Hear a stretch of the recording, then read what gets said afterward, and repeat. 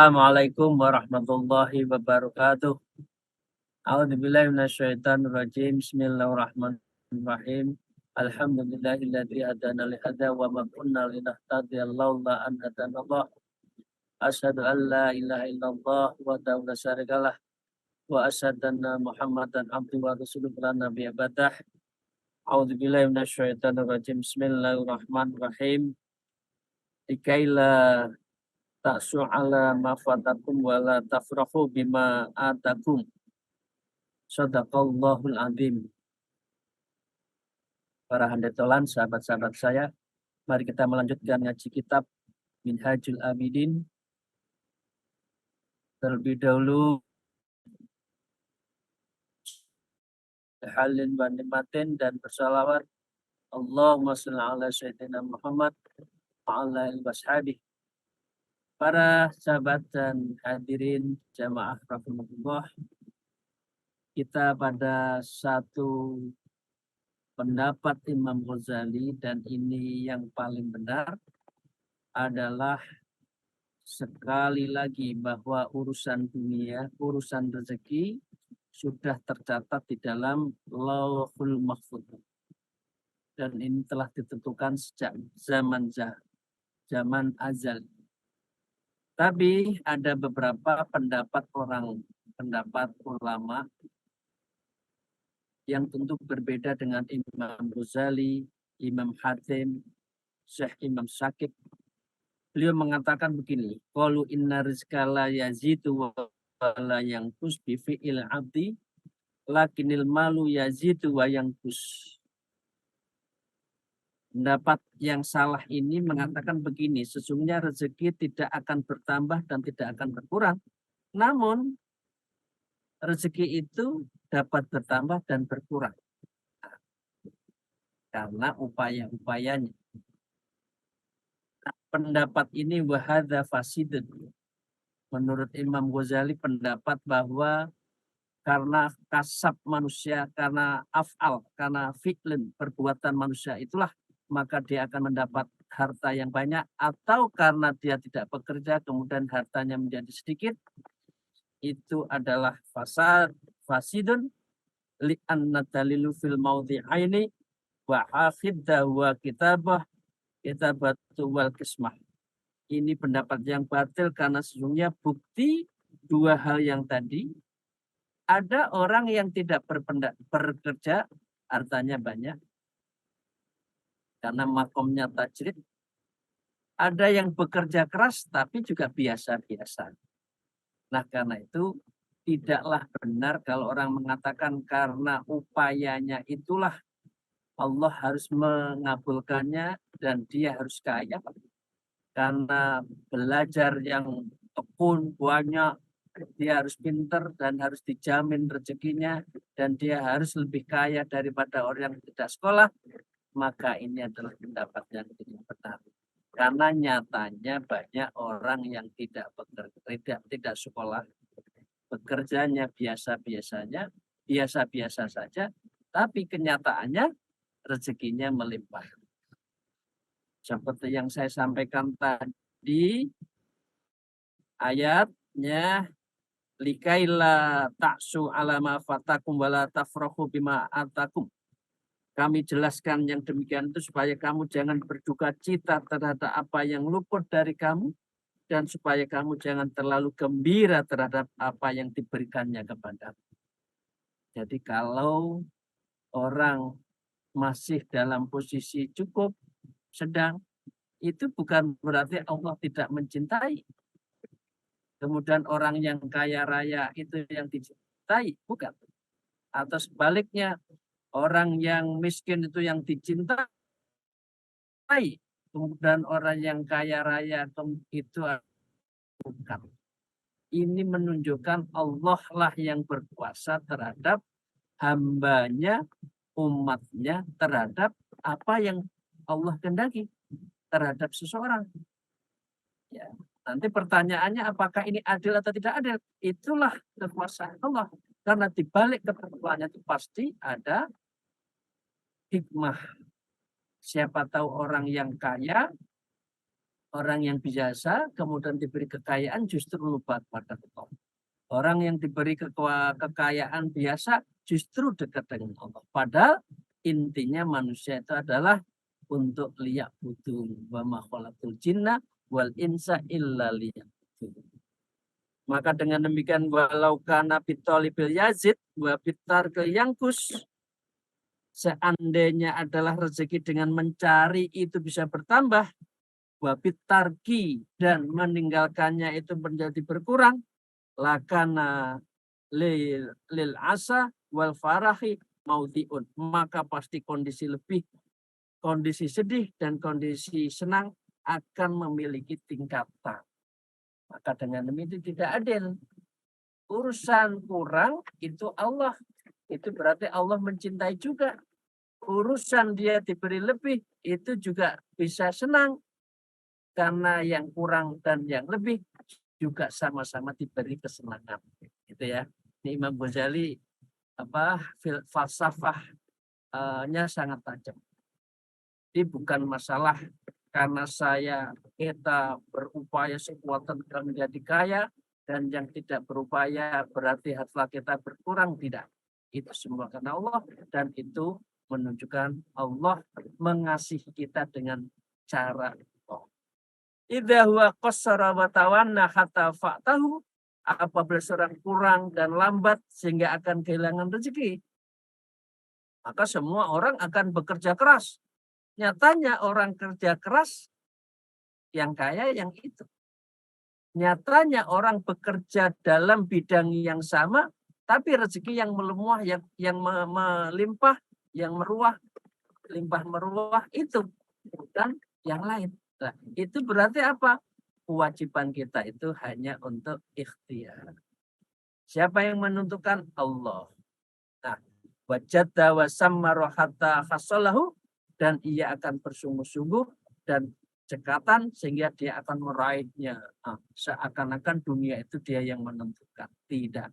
Kita hanya untuk berikhtiar. Allah lah yang menentukan. Hal ini sesuai dengan sabda Rasulullah Sallallahu Alaihi Wasallam, lissaili, kepada seorang peminta-minta. Haka laulam ta'tiha latatka. Ambillah olehmu, seandainya engkau tidak mendatangi rezeki itu, pasti dia akan mendatangimu. Nah, ini kan sering terjadi kan, Bapak Ibu sekalian, kalau ada orang memberi, kadang-kala kita naik mobil, mau memberi, tahu-tahu lampu merah, ya berhenti, yang tidak berkesempatan diberi kita beri. Padahal ada orang yang dalam posisi yang harus diberi, tapi lampu hijau terus tidak kasih memberi. Jadi rezeki itu sudah ada ukurannya. Nah, jadi dengan demikian, seandainya engkau tidak mendatangi meminta-minta, pasti Allah rezeki itu juga akan mendatangi, dengan banyak cerita yang telah kita bahas terlebih dahulu. Oke, ini jangan salah artikan ya, salah diartikan dengan pendapat yang lain. Sekarang topik lain. Kalau rezeki sudah di lauh mahfud, sekarang ada berkata begini. Wa inkila fattawabu wal iqabu aidan maktuban fil lauhil mahfud. Lalu apakah ganjaran dan siksaan juga sudah tertulis di lauh mahfud? Nah, kan ada yang mengatakan rezeki pati, ya kemudian surga neraka sudah takdir. Karena itu apakah ancaman, ganjaran, siksaan itu juga sudah di lauh mahfud? Nah, dengan demikian Imam Ghazali mengatakan, Tummalal yazamuna tolabut tawabi watarku mujibil iqab. Kemudian terpastikan bagi kamu urusan surga neraka, urusan pahala dan dosa, itu adalah kita harus mencari tolabut tawab, ya, mencari sekuat tenaga, watarku mujibul iqab, dan kita diwajibkan untuk meninggalkan yang mengakibatkan yang mengakibatkan apa? Yang mengakibatkan dosa dan siksa. Jadi berbalik ya cara pandangnya Bapak Ibu sekalian. Ya, fahal yazidut bitolab au yang kusub bitarki. Ya, lalu apakah itu bisa bertambah dan mencari atau dapat berkurang dengan meninggalkannya? Nah, maka dengan demikian Imam Ghazali menjelaskan lebih lanjut, fa'lam anna talabat thawabi innama wajaba li anna Allah amara bihi amrun khatman.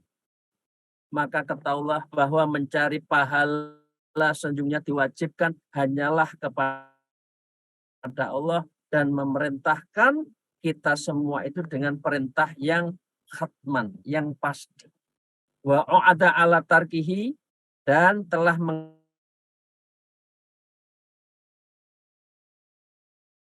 pandangnya. Kalau ekonomi sebaiknya rezeki itu kita pasrah, kita berikhtiar saja. Tapi kalau urusan surga neraka, urusan himmah kita masuk surga, cita-cita kita untuk jadi orang baik masuk surga, amalan-amalan kita itu harus ditambah. Nggak bisa. Karena orang akan mengatakan, ya saya ditakdirkan tidak muslim. Lah, mengapa di situ banyak orang majelis taklim kamu nggak belajar juga? Kadang-kala ya udah takdir saya jadi orang yang mursal. Nah, karena saya di loh mahfud sudah dicap sebagai orang yang tidak baik. Loh itu ya nggak boleh.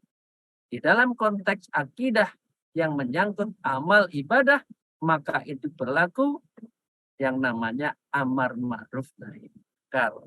Amar ma'ruf berarti ngajak kepada sesama kita. Insya Allah moga-moga mendapat hidayah, wa nahi mungkar, dan kita menghindarkan kemungkaran di sekitar kita yang itu mengancam kepada apa? Siksaan Allah. Dengan demikian berbeda cara pandang terhadap antara rezeki dengan pahala. Wal farqu bainahuma fi nuktatin fi wahya ma qalahu ba'dzul ulama'ina. Perbedaan antara kedua hal itu artinya rezeki dan juga surga neraka pahala itu, satu di antara pendapat itu adalah relatif sama. Kalau urusan rezeki ya begitu, artinya ikhtiar saja. Kalau urusan akhirat harus diupayakan sedemikian rupa. Innal maktuba billahi fi ismani, sebab sesungguhnya catatan di lauh mahfud itu ada dua. Pertama, ismun maktubun mutalakun min ghairi sarti wa ta'liqi bifil abdi, bahwa catatan mutlak tanpa syarat dan tanpa ketergantungan dengan perbuatan sang hamba. Artinya itu mutlak Allah, bukan kaitannya dengan upaya ikhtiar hamba. Nah, terhadap pandangan yang mengatakan bahwa mutlak tanpa syarat terhadap ini adalah wawal arzaku wal ajal, dan ini urusan rezeki dan mati. Di Bapak sekalian, ada orang sakit keras lama tidak mati, tapi tidak sakit tahu-tahu wafat. Artinya apa? Artinya wafat itu adalah sesuatu yang menjadi hak Allah untuk memanggil terhadap umatnya. Bisa jadi ada orang punya uang, ya, dokter, ahli apapun bisa dibeli, diobati, wafat juga. Tapi kadang-kadang tidak punya uang, karena Allah menghendaki masih hidup terus, obat sedikit pun, obat murah pun bisa segera untuk segera sembuh. Jadi itu Bapak sekalian yang saya hormati, itu adalah cara pandang yang bukan bagian yang pertama. Amataro kaifa dzakarahumullah ta'ala mutlaqan ghairu masrutin qala ta'ala hal semua ini yang menyangkut ketentuan Allah tanpa syarat adalah sesuai dengan firman Allah, wa ma min dabatin fil ardi illa 'alallahi rizquha. Dan tidak ada satupun binatang melata di muka bumi ini melainkan Allah memberi rezeki. Ini ya, Ismanil awal, ini bagian yang pertama. Wa qala ta'ala fa idza jaa ajaluhum la yastakhiruna sa'ata wa la yastaqdimun. Begitu juga kalau sudah ajal, itu mau di dokter mana saja, mau di rumah sakit secanggih apapun, kalau sudah pada posisi yang beliau Allah menentukan, maka tidak bisa ada yang mampu mentakhirkan, mengakhirkan, atau mentasdikmunkan, atau mendahulukan. Tidak ada. Hal ini seperti halnya Rasulullah Shallallahu Alaihi Wasallam bersabda, arba'atun qad furigha minhunnal khalqu wal khuluqu warizqu wal ajar. 4 hal yang sungguh telah difinalkan oleh Allah terhadap umat manusia adalah 1 penciptaannya, kapan lahir, hidungnya bagaimana, telinganya seperti apa, dan sebagainya. Itu adalah kodrat. Karena itu kalau orang ya operasi itu sebetulnya melanggar dari kodrat Allah. Ya, wal khuluq, ya, dan akhlaknya, karakternya, wal rizki dan rezekinya, wal ajal dan ajalnya, itu adalah semua sudah tercatat di dalam Lauh Mahfuz tanpa ada persyaratan yang harus dilakukan oleh manusia. Manusia cukup ikhtiar saja. Yang kedua, wa qismun maktubun bisyarti mu'allaqin masrutun bi fi'lil abdu wa wathababu wa iqab. Kalau yang pertama itu tanpa syarat terhadap ketentuan Allah, yang kedua ini adalah catatan dengan syarat yang dikaitkan dan dipersyaratkan oleh Allah kepada hambanya. Apa itu? As-sawab, ganjaran, wal iqab, dan siksaan. Jadi kalau kita mau berbuat baik, dapat ganjaran. Kalau kita menjadi orang tidak baik, tunggulah iqab, siksaan. Jadi tidak boleh lagi orang mengatakan, saya ditakdirkan menjadi orang jahat, enggak ada. Semua itu adalah harus ada upaya untuk menjadikan diri kita baik. Karena sarana untuk menjadi diri kita baik di mana saja banyak. Majelis taklim, sholat, terus majelis zikir, dan sebagainya. Banyak yang bisa membimbing kita agar kita menjadi orang baik. Bapak Ibu sekalian yang saya hormati, selanjutnya qala ta'ala walau anna ahlul kitab amanu wattaqu lakafarna anhum sayiatihim wala atqalnahum jannatun na'im. Sekiranya ahli kitab beriman dan bertakwa, itulah kami akan tutup kesalahan-kesalahan mereka. Dan tentulah kami masukkan mereka ke dalam surga penuh dengan kenikmatan. Artinya orang harus ada kasab untuk menjadi orang baik. Karena apa? Sudah ada Al-Quran, sudah ada Alkitab, sudah ada hadis yang bisa membimbingnya. Seringkali ada pertanyaan, Buyon, gimana ya kalau orang di puncak gunung yang tidak pernah ada hubungan, kemudian kok dia tidak Islam, apakah dia tidak rugi? Nah, dalam posisi seperti ini, maka dengan demikian, kodrat manusia itu sesungguhnya adalah menganut agama tauhid sejak lahir. Karena itu sudah menjadi apa? Menjadi perjanjian suci antara hamba yang mau diciptakan nuktah itu dengan Allah. Ya, bala sahidna.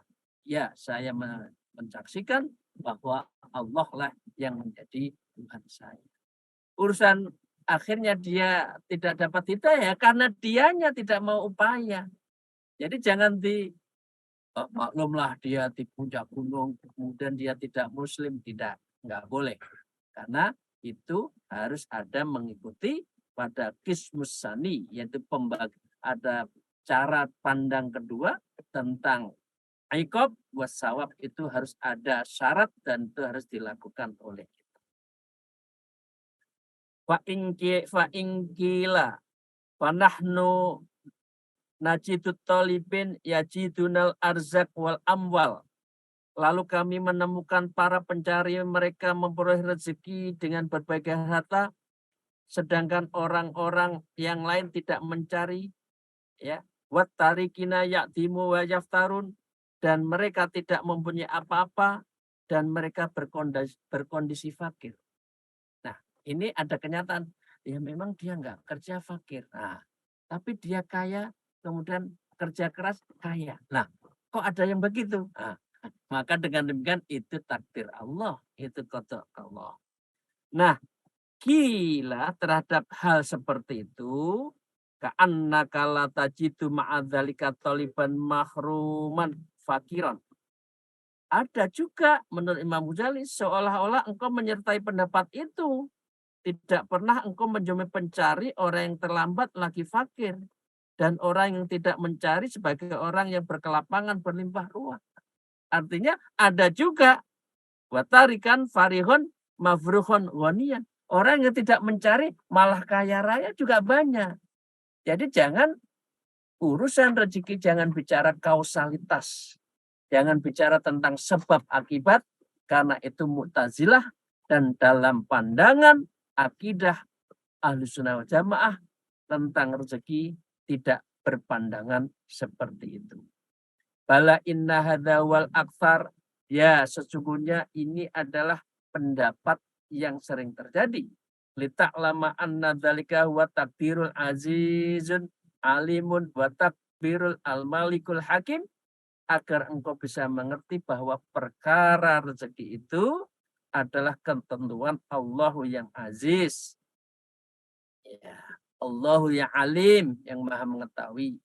Allahu ya takdir, yang maha mengatur zat. Al-Malik, yang maha merajai.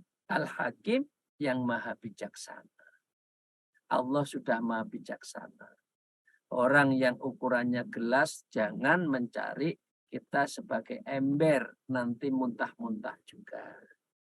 Sekali lagi, orang yang diberi kelebihan oleh Allah biasanya mampu karena memang wadahnya itu ember. Nah, yang kita irikan sekarang itu adalah urusan ibadah, urusan mengejar pahala, mengejar akhirat, itu yang kita boleh iri. Wa ansada Abu Bakar Muhammad ibnu Sabiq wal Aidun As-Siqli Bisam rahimahullah, ada namanya Syekh Muhammad Abu Bakar Muhammad bin Sabiq. Beliau adalah berbangsa Sisilia artinya Itali. Bisam, tapi tempat tinggalnya di Sam. Beliau membuat syair begini. Kan min qawiyin fitaqallubihi. Berapa banyak orang kuat yang kuat dalam pergulatan hidupnya. Siang malam rezeki. Muhadzabil ra'i anhur rizku munkharifun. Yang tidak terdidik pola pikirnya, justru rezekinya berpaling kepadanya. Yang banting tulang belum tentu dapat. Tapi yang biasa-biasa Allah kasih. Ya. Wa kam dha'ifin fitaqallubihi. Dan berapa banyak orang yang dhaif, lemah, kemudian lemahnya dalam pengorbanan hidupnya, fitaqlihi, ka'annahu min khalijil bahri ya'tarifu, seakan-akan rezekinya itu seperti di laut. Apa beliau kalau di laut? Beliau adalah ya'tarifu, ya, dia tinggal menciduk rezeki saja. Bicara jadi uang. Berjalan jadi uang. Ketemu orang jadi uang. Banyak orang seperti itu. itu karena memang sudah ditakdirkan. Tidak boleh iri. Hadza dalilun ala